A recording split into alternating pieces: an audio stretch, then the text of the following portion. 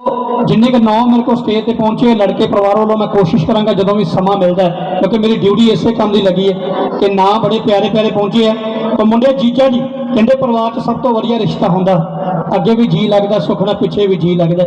तो सरदार दिलबाग सिंह जी और भैन जी सरदारनी शरणजीत कौर जी परिवार समेत इस महफिल का नेक मांडे वेलकम जी है मुबारक। जीजा जी सरदार सतनाम सिंह जी महकमा पंजाब पुलिस और साढ़े बड़े रिस्पैक्टेड भैन जी सरदारनी परमिंदर कौर जी। हम पंजाब का एक ऐसा गभरू मैं तुहाडी नज़र कर रहा जिहदे बारे मैं सुनिया उन्हें स्कूल लैवल के शौकिया तौर पर भंगड़ा शुरू किया है, फिर कॉलेज लैवल पंजाबी मेलिਆਂ का शिंगार मरदा प्रोफैशनली भंगड़े का कैप्टन बन चुका।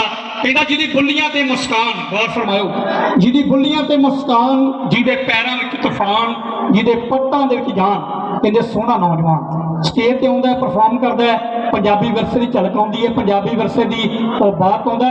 साडे जैली बाई जी